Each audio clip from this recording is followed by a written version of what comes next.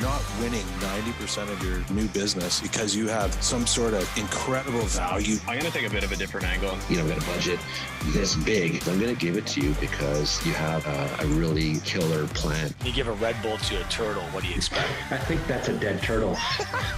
So let's move on to... E-rig. Cheers. Cheers. Cheers.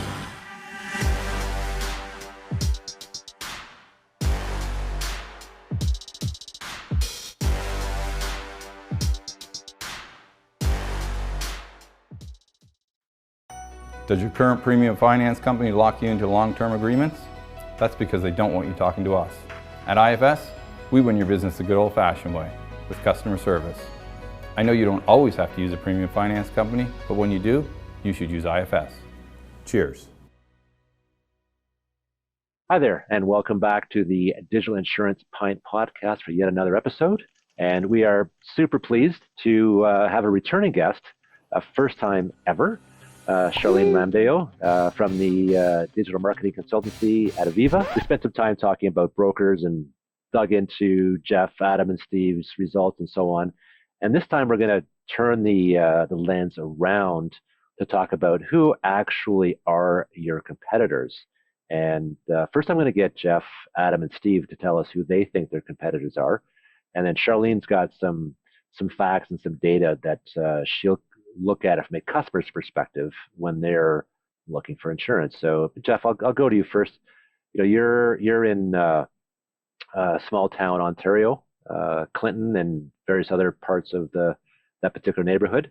Who is your competitor? That's funny. When I speak in the U.S., I always talk. I come from a town of 3,200 people in Metro Clinton here. But realistically, there's only so much business you can get in a smaller area. So we picked certain areas in about a 2 to 3 hour radius from Clinton where we want to show up and we want to be relevant. So we have various competitors that we're competing against, but probably over the last year, our most vicious has been the Directs, the TDs, the Sonnets, the Bel Airs, the Desjardins. Those seem to be the ones that we probably, I would say, on average lose 100 to 150 new pieces of business each month that would be that we would write. We do pick up a lot of new business and we get some from them, but generally we found that their rating has been super competitive historically. Now we're starting to see that turn over the last couple months, and we're starting to turn the tide, but they seem to show up in the first couple of pages of Google. They've got big budgets. Their brands are more recognizable, so we seem to be slugging it out with them. That seems to be who we run across. So, Steve, I'll go to you. You're out east. You're in a metro area. Tend to focus more in the online space. But who's your competitor? Because I run a digital shop and a more traditional shop that's digitizing, they're a little bit different. So I would say for Bald Insurance, the number one competitor that's in our kitchen is TD all the time. But they're the number one that we take business from too, other than other brokers and stuff. It's interesting because when lifestyles change and you're with a direct writer, you go back to a broker, you've bought a rental, you've gotten a cottage, you got a boat. So something's changed and you don't fit that direct writer box anymore. You don't fit the cookie cutter anymore. Yeah. So we lose and gain a lot of business back and forth. So there's transition that way. With the digital shop at Cheap, TD again, but it's the younger crowd, the millennials that are brainwashed because they think that they're getting a discount that really isn't a discount. Is a discount when everybody in the world gets it? Even if they didn't, I don't know. So getting those, Sonnet was a challenge for a little while, but then they stopped buying business and started underwriting. So it ebbs and flows on the digital side. Who's the competitor of the week? Now let's go to Adam, who's in our biggest city of Toronto. Adam, who's your competitor or competitors, as the case may be? Yeah, I'm gonna pick two distinct buckets, and I'm not going to comment on who's writing a lot of business. I'm going to comment on who we compete with for attention. In Google, to where we have a big arms race and spend a lot of money working on, we compete with the aggregators. And so they also fund a huge amount of money, and that is an arms race, is how I like to see it and describe it. And so we compete with them to try and get what Google is serving up as people querying. In the second bucket, there are some insurers that wear the partner and competitor hat. And I don't always know whether it's a wolf in sheep's clothing or not. It can come in a number of avenues via competing for our customers' attention to get alignment with their brand and to, steer it to their loyalty.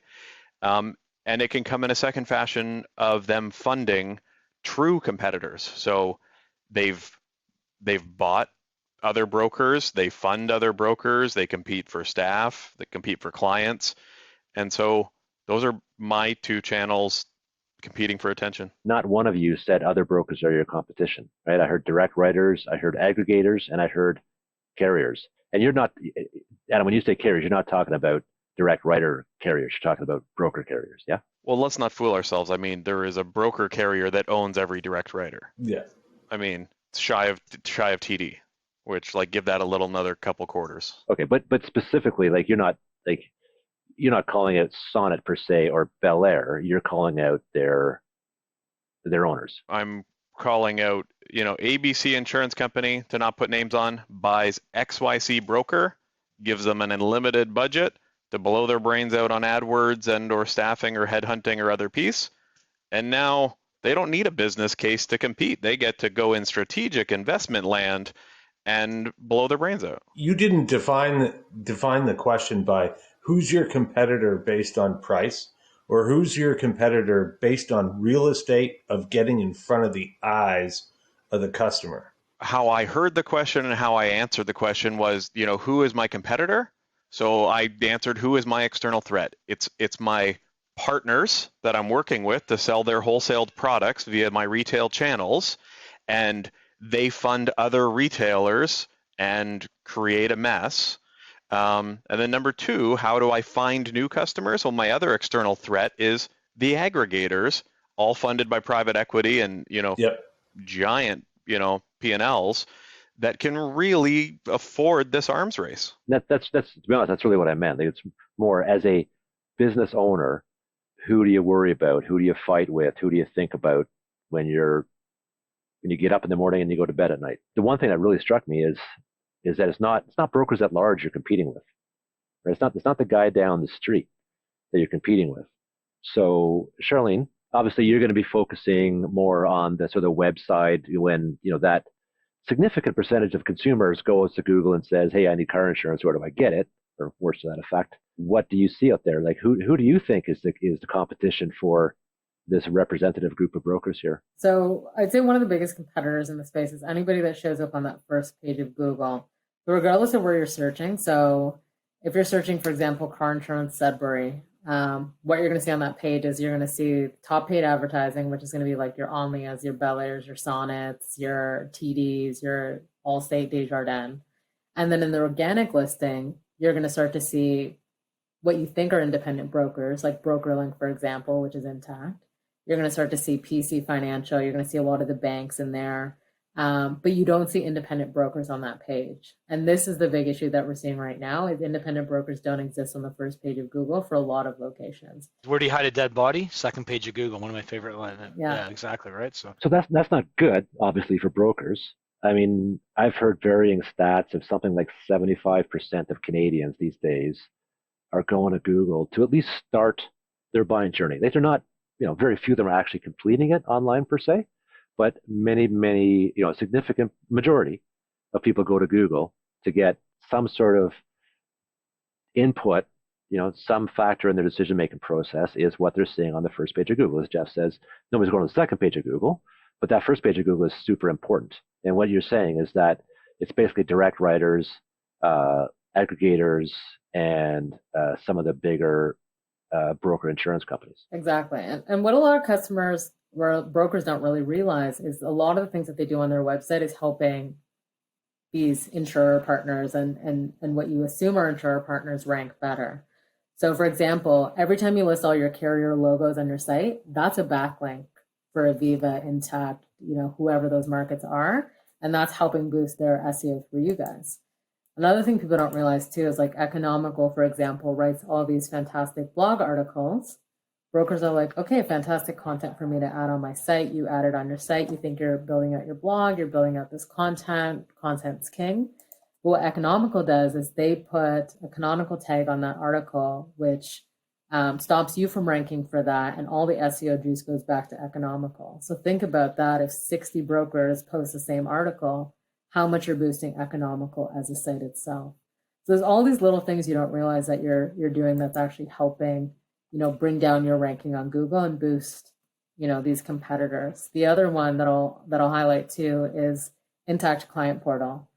So imagine having that Intact Client Portal on your site. That's a strong backlink. And how many brokers are using that Intact Client Portal that link off their existing site to give them that backlink boost? So I think a key point there is never use a company's article and share it and do it verbatim. Like you can quote it, but make sure you do your own. If you're copying somebody else's stuff and pasting it, that is the worst strategy you can have as a broker. Like, duplicate, you can't put duplicate content out there. And obviously links, like we'll show our company logos. We won't put backlinks on our front page to give them our SEO juice, right? We struggle to get our own companies to put our links on properly and, follow, no follow links on their websites too, right? So it kind of goes a two-way street. Companies want to get the juice, but they don't want to give the juice back. So Charlene, what you talked about is how brokers are inadvertently helping Intact rank, but still, but Bel Air is highly ranked typically on the first page. BrokerLink typically, and no brokers, as far as I know, are giving backlinks to either BrokerLink or Bel Air. So how are they so high on Google as well? So what they're doing is essentially just getting into the content game. So if you look at like a Lois Ray, a BrokerLink, and take a look at any of their pages, what they're doing is they're excessively using keywords on those pages and dominating in areas that they don't even have offices. So that's what they're doing. So they're doing the hard work, right? It is. It's dedicated teams to kind of pump out that content. Well, the other thing too is don't forget they've got a good domain rank and page rank because they've cross-linked to other sites they own. So basically, they don't have to write as good a content, and a lot of their content isn't quite as long. It's short, but it's got the words in it, and it resonates better because of those links, right? So can we take it one other direction for a second? So you guys made the joke, and I think it's a true joke, about the best place to hide a dead body is page 2 of Google, right? That's all to say that if you're not on page 1, you don't matter. So what is it? The top 3 or 4 spots are paid now, right? It's just a bounty. Whoever pays more gets that and can have it. So what we're really fighting over is the next, what do you want to call it? 5, maybe 7 spots? How many other spots are left 3, organic? 3. It's 3 paid, 3. You got to also consider the map pack as well. Yeah. So what do we want to call it? 3, 5, 7, whatever. Okay. There are 2,500 brokerages plus all the little franchises in Ontario fighting over 3 spots, right? Like if you don't think this is an arms race and maybe a fight not worth picking, like I guess I provoke that question. Is this a fight that the average broker should get into, or should their goal be to lock up their local trading territory so that they rank there, they're on the map, they have reviews? But get real, you're not about to take over the next major city next to you unless you are going to spend more and spend it effectively than those other brands you just mentioned. Exactly. And that's the thing I think a lot of brokers make the mistake of, is they don't focus on their trade area directly and compete there and then expand outwards. They're trying to go all across Ontario. They're trying to go in locations that they don't rank for. They're kind of going in locations that they're not necessarily going to be competitive on. If you're on the 5th page of Google, regardless of how much SEO you're going to pump into it, it's going to take you a long time to get into that front page, if you can even make it there. And that's why I think looking at your keywords and saying, okay, what do I rank for right now? Majority of the keywords that you'll rank for are going to be your actual brand name and wherever your office location is. So focus on those and how can you boost those to the top with little to no effort, end up on the first page, and then look at surrounding areas outside of that where you can kind of boost that as well. couple things I want to bring up. We're talking about organic only. So there's obviously other ways, paid search, social media, other ways to drive traffic. So we're strictly talking about organic, and I talk about organic rank is owned land versus rented land. If I'm driving so many, like 400 or 500 leads organically, that stuff will continue as long as I continue my page rank and continue to write content to keep myself relevant. But if I can't get enough traffic, then I got to go to the rented land, which is AdWords, social media, different sources to be able to boost that up, right? Does brand matter, and does it stick out, or is it irrelevant because you don't show up on the first page? I think brand is important. So what a lot of brokers don't realize is, so the brokers that tell you about they get referral business and people search us by name or no name in the community. If you don't purchase your own brand name on Google, I guarantee you Bel Air's there, Only is there, TD's there, purchasing your name. So that's where brokers are losing that business. Imagine I search Excalibur Insurance and the first link that I see there is rates.ca. And that's the first link I'm clicking on. So a lot of brokers are getting diluted on Google because, these big directs, these big insurance players are just buying the keyword insurance. And if people are searching for you by name, here's 3 other options that are coming up if you're not playing in that paid space. So go back a sec. So maybe unpack that for people like myself and some of our less sophisticated folks. And you saying that Bel Air, so I've got Tom Reed Insurance Brokerage, right?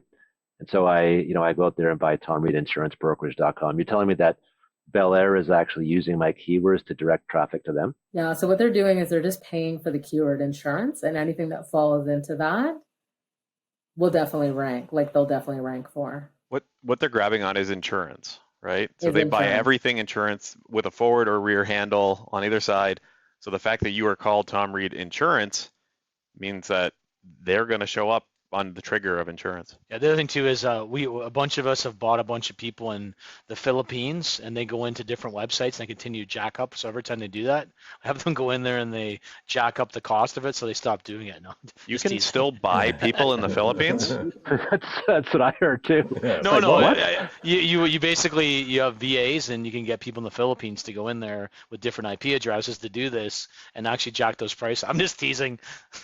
Nobody's doing that, but I'm saying that could be a strategy for you, right? So jack up the cost. But back to that, the quality score, I'm not sure if we're going to talk about AdWords at all. Is on our list of stuff, or maybe we can pack that in later? Go for it, Jeff. Well, I just wondered about AdWords. You have your quality score. I don't know if you want to talk about how you rank, but basically you have to look at your quality score. So sometimes, yes, insurance might be a $30 word or longer tail, but because your quality ranking is a lot higher, you're getting that at $5, $10, right? So most of these brokers are fighting against people that have an SEO team, a little more sophisticated, that can do this and analyze this, almost trade it like Bitcoin, where they're actually analyzing that versus people that are randomly going in there, right? So Adam mentions an arms race. Is there an arms race heating up where you got bigger brokers with bigger teams, companies with big teams, going against people that are sporadically doing it? There's got to be a huge discrepancy, or maybe a barrier of entry some people can't make.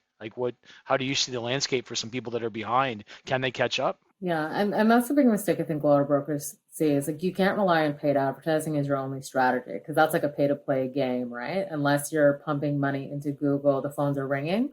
The minute you stop and you're not relying on organic listings, anything else in that market, the phones stop ringing. So it's a very difficult game to keep up with because brokers don't have that kind of budget to spend. I guess my exception, I don't want to be rude, but I'm going to be sort of harm in this question.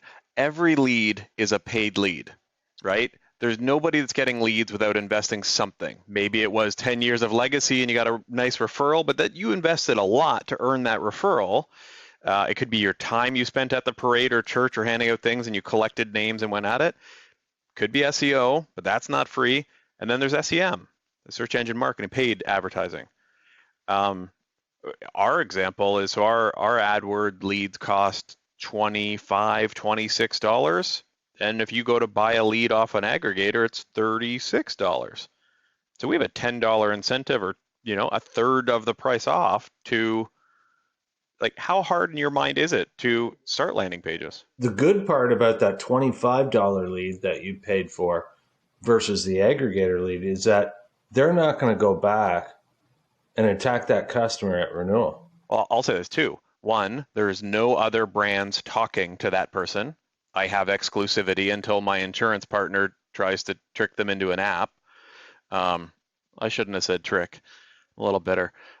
2, my brand, our brand, solved the problem. So they went to Google with a query, said, how do I solve this? Our ad came up, and then that brand, that ad solved their problem.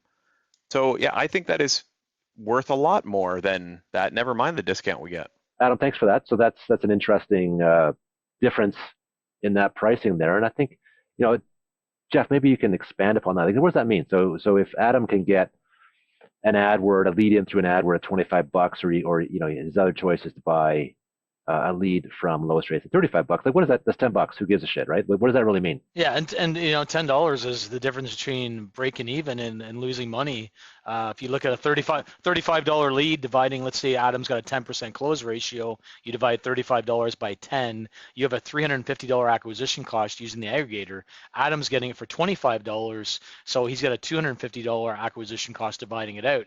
Doesn't seem like a lot, but if you're writing a $3,000 policy at, say, a 15% commission, I won't go 14.1, whatever the average is, or 12.5, and you do the math on there, you're into $350 a commission. So you're pretty tight on the edge. By the time you pay for the lead and then you pay salaries and overhead, you've lost money in year one. And if your retention's not very good and you're not getting that reoccurring revenue stream, and the person drops off the books the next year, the year after, that's a losing proposition. Whereas in Adam's world, at $250 at his overhead, he can at least break even, hopefully in year one, maybe a small profit. But at renewal is where you do well, the reoccurring revenue stream. Yeah, so what you're saying is if your cost of acquisition is around $250, you can actually grow without driving into massive cash flow problems. If you're at $350 and you're growing, if the new business is a significant chunk of your business, you can't fund it, let's say, from the renewal side, you're going to have cash flow problems. If you think, or any brokers think, that they're looking to get into this game in any major way, scaling it, and scaling can be going from 0 to 3 or 4 people, you will dig a financial hole. And that financial hole will multiply by the number of people you add onto that team. No mixed words about it. Don't kid yourself. You are going into debt to run that department and figure this out. And there's no guarantee you're figuring it out or that you're going to be any good at it.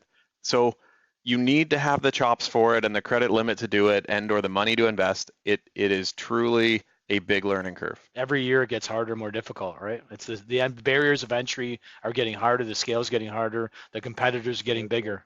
Yeah, everything's going up. So it's like when you go on Facebook, it's really easy to get a following the first couple of years, but it astronomically gets harder to grow your base and your fan base on every social media platform because the costs go up. So it gets difficult every year. There's really no reason why any broker, be it mom and pop shop with a website or not, should not own page 1 of their 6-digit postal code where they reside.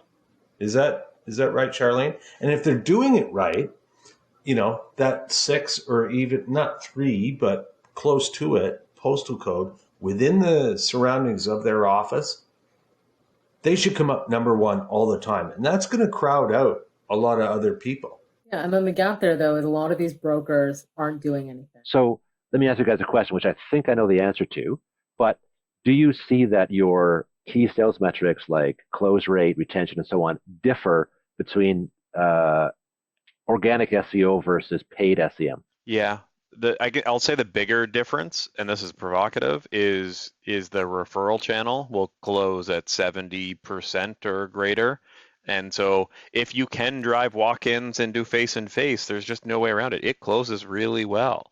But if you want to get into the major leagues of fastballs coming across the plate, one of the quotes we had from earlier things, yeah, buckle up. Like 30% would be an exceptional closing rate. Like you need to budget for 10. Assuming that my hypothesis is correct, that SEO organic leads are close at a higher rate and retain at a higher rate. A little bit, but you're talking 10 to then organic will close at 15. Maybe 18 or something, but those other very traditional ones, and this is a big problem where I think Charlene could probably weigh in of why people don't like digital or online leads, is it is a lot more work. It's closer to diamond mining than it is fruit picking, right? And so the classic, we got to carry a lot of dirt to get a few diamonds per truckload in this very low closing rate, where brokers traditionally that owned Main Street were very used to 80% closing rates when somebody walked in, because where else were they going to go? I just wanted to sort of hammer on Steve's point here is that the reason why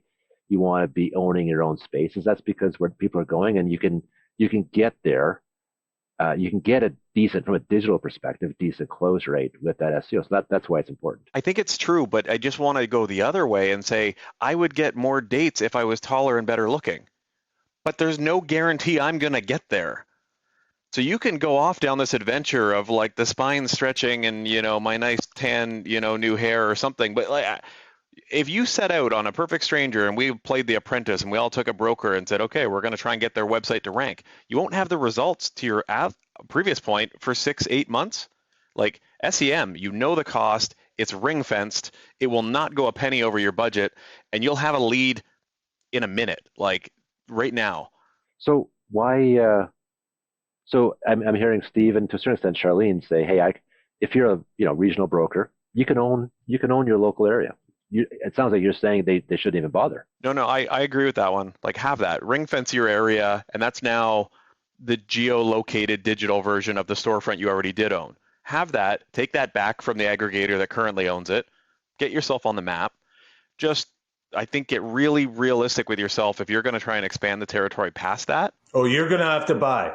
You're going to have to buy. So step 1, own your postal code.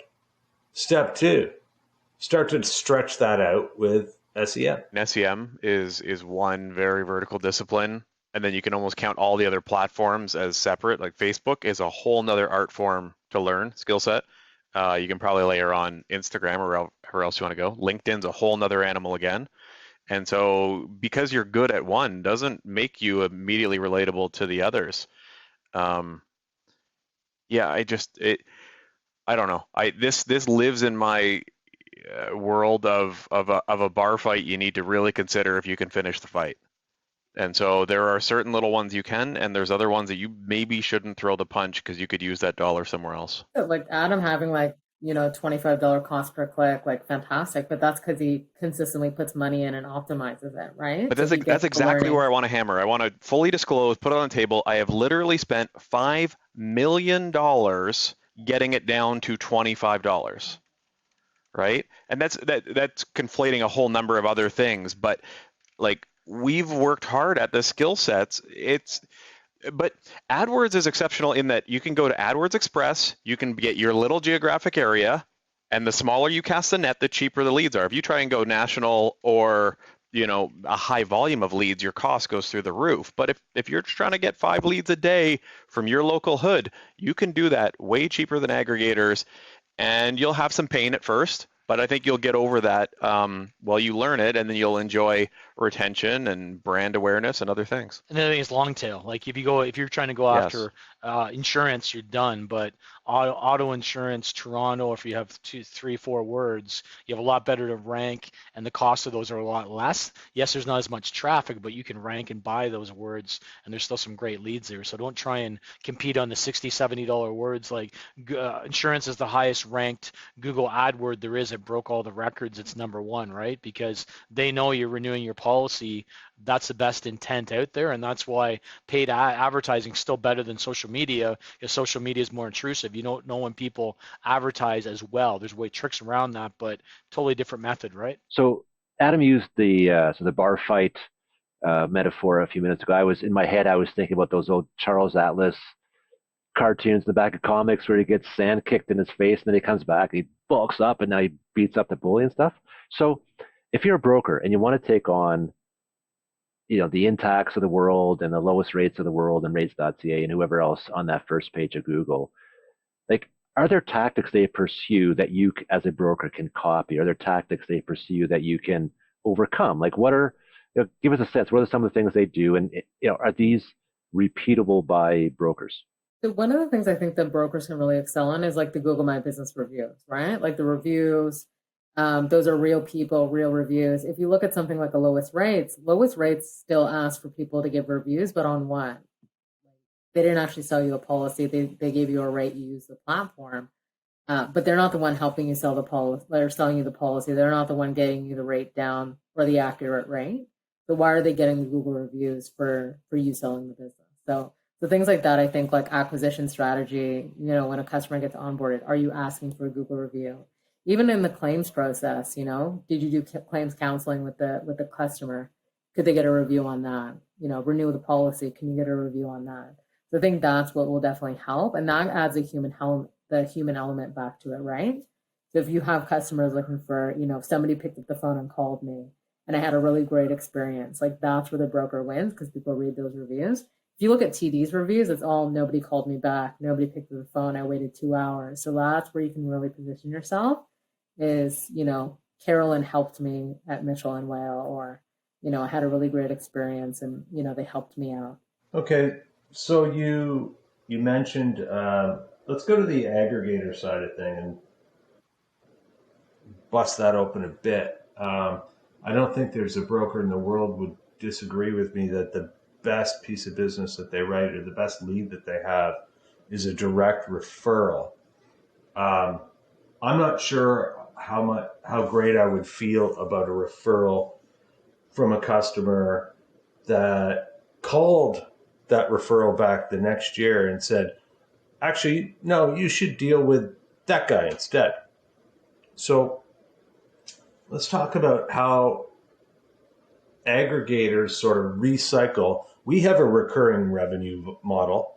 They're developing that too. And that's sort of reselling the lead that they sold to me last year to Adam this year. So I actually did a few mystery shops with lowest rates. And what's interesting about the lowest rate platform is it asks you a bunch of questions. You come in and it puts a 20% discount if I come in for monoline home, for example, because it'll say I'll bundle my auto. So I went through the process, said I wanted a home and auto discount of 20%. I came in for home, and the market that they served me up, even though I wanted auto as well, was square one. And to the regular customer, you're like, fantastic, I'm going to go through this process, but anybody else would know that Square One only offers property. So there's no way I could place my auto with them.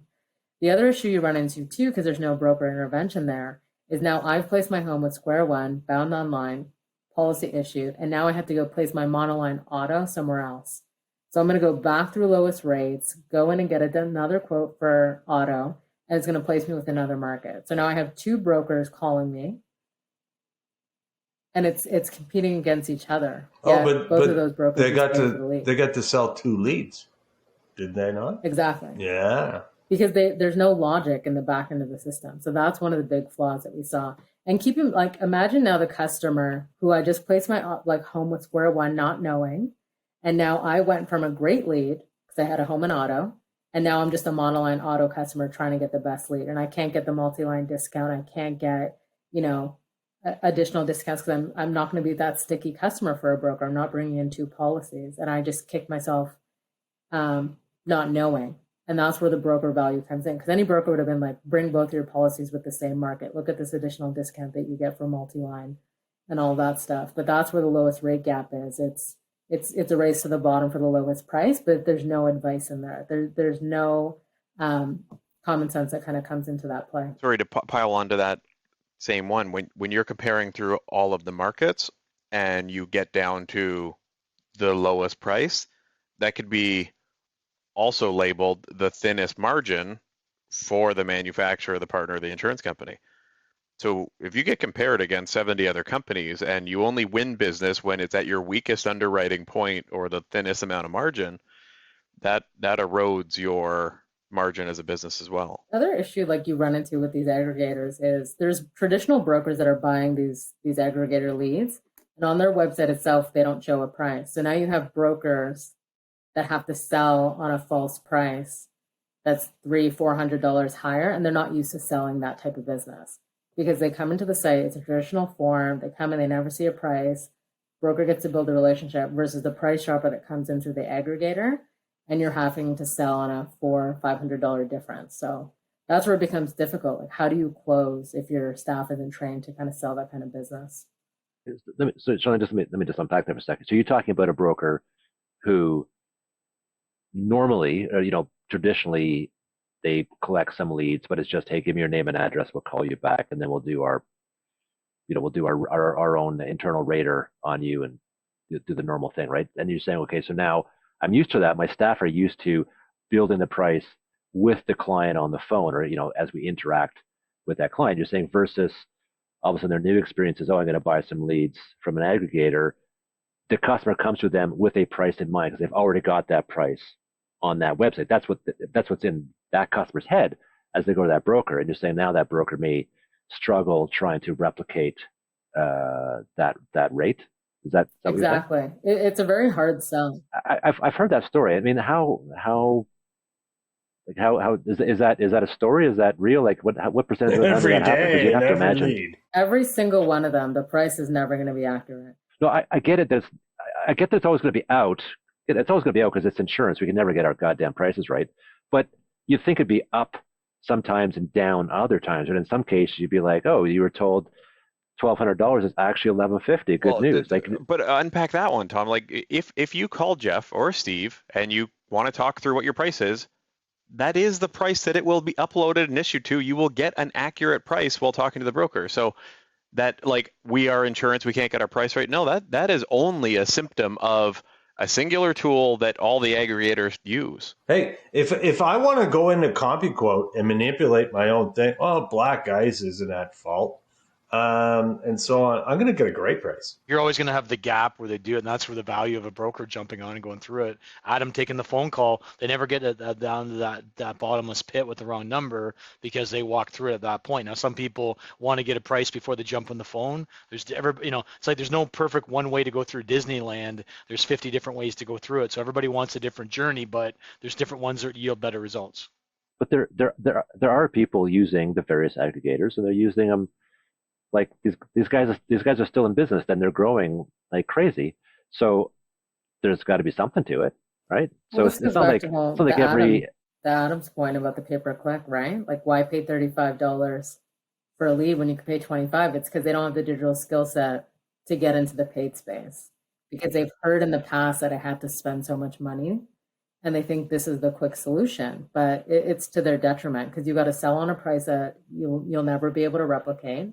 And then when the customer is angry, they take it out in your Google reviews. So what happens to your ranking, your brand, all of that stuff. Or they go back to the well.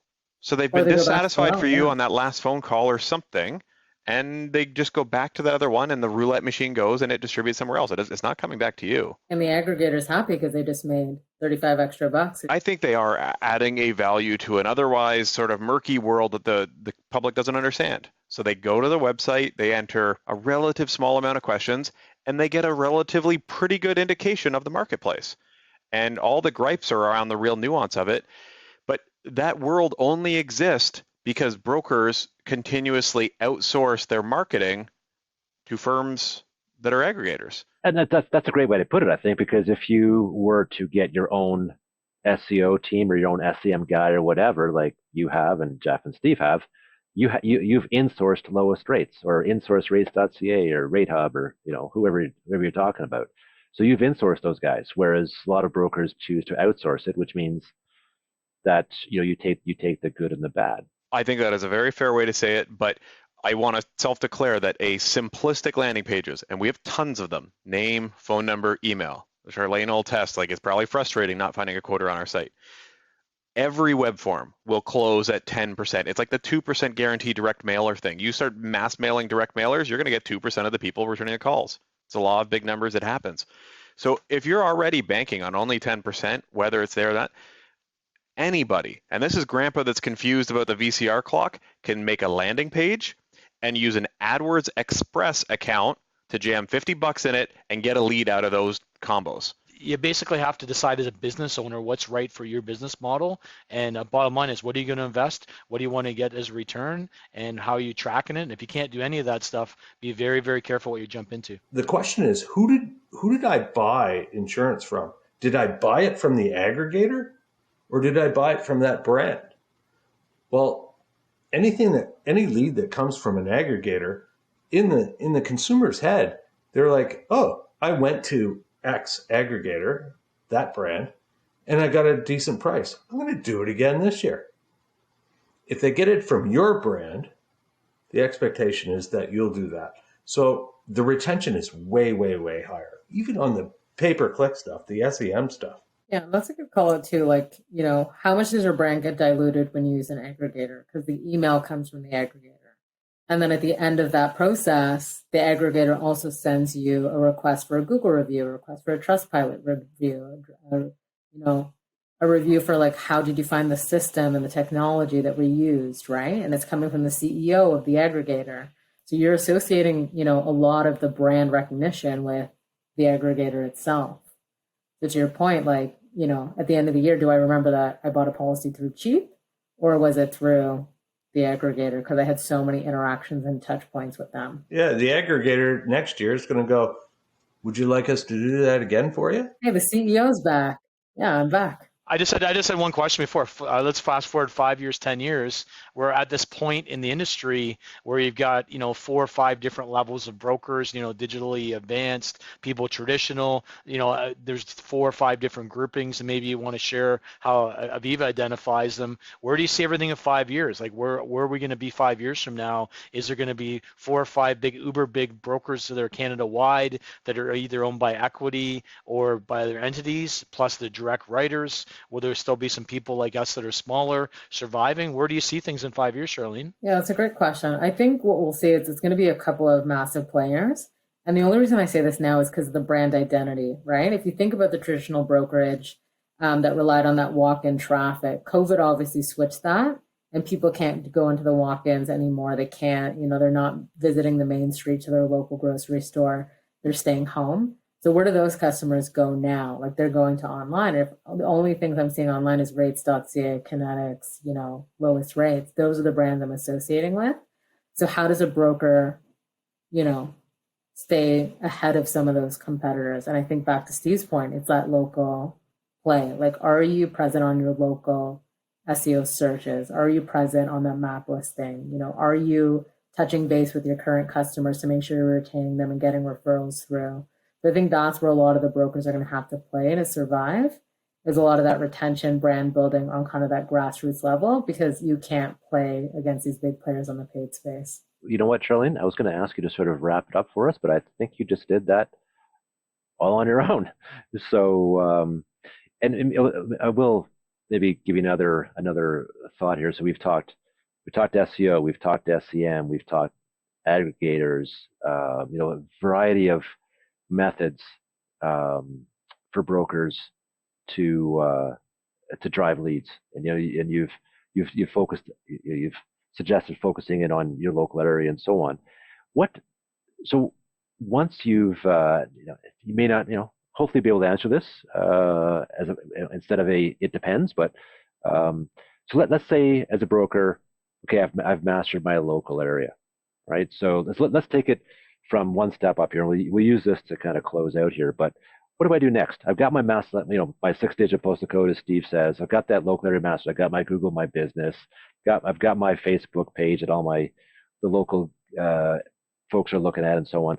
What's next? How do I break out of my bubble? Yeah, so once you've dominated that local SEO, organically you're going to start driving that traffic, and then you have a supplement of a little bit of paid. And I think that's when you reinvest that money you would have spent doing paid in that local area to outside of that area now. So choose a neighboring town, choose a bigger city that you want to expand to, and that's where you're going to start moving your money. And I think that's the mistake that brokers do, is like they're not optimizing to the point where they can transfer that money and move it across. Okay, that's great feedback, because honestly, so basically what you're saying is get another bubble, right? You've mastered your local bubble. Pick another bubble, go take that one. So minimal spend there, maintain it, but focus your energies on a new area, a new bubble. Because to be honest, I didn't want to close on, hey, master your local area, be happy with it, because that's really depressing for most brokers, I would say. That basically is, it's defense. And, Jeff needs defensive for him because he's a goalie, but most brokers want to play offense, right? So offense, I think, is what I'm hearing you say is master your bubble, get the home team advantage, and then start picking away at start expanding outwards from there. That answers how to get more leads, but like to Charlene's opening point on the last episode of you got to buy the scale, you got to have the lead manager to track your results. No, it's good. Well, as we're in the COVID bubble, it's nice to look at expanding a bubble at a time. So great advice. That's why I want to burst out of the bubble, because I've had enough of this shit. But anyway, I actually, just as an aside, I've been getting, Facebook tells me, oh, here's what you're doing a year ago, 2 years ago. And I got one saying, here's what you're doing a year ago. And I was in my basement. I was like, Jesus Christ. But anyway, Charlene, do you want to take 30 seconds and give us your last thoughts and close the episode for us? Just to wrap it up, I think aggregators have a purpose, like to what they've been saying today. I think it's a great starting point. It's a great, if you're testing different things, but it's not a sustainable strategy for anybody. If you're relying on that money, it's better spent on SEO, paid, and something else, and maybe supplementing with the aggregators as you're building and growing. But it's not a long-term solution. So brokers should be dominating certain spaces, their local area, and then surrounding areas as they plan to grow. Awesome. So Charlene, I want to thank you again. It's been a pleasure. As I said, you are the first person to make a reappearance on the Digital Insurance Client Podcast. So first ever 2 episodes. Double-header. First ever doubleheader, exactly. So that's fantastic. Thank you very much, Charlene. Appreciate all the time and knowledge you've brought to the table. And also, well, in the mode of thank yous, I want to thank my co-hosts, but also our sponsors. So Garrison for sure, and our new sponsors, which our editor will put their logo in right there. So on behalf of the team, thank you very much. Thanks for having me. Is retention important to your brokerage? Of course it is. That's why at IFS, we have a cancellation prevention process. Want more details? Give us a call. I know you don't always use a premium finance company, but when you do, you should use IFS. Cheers.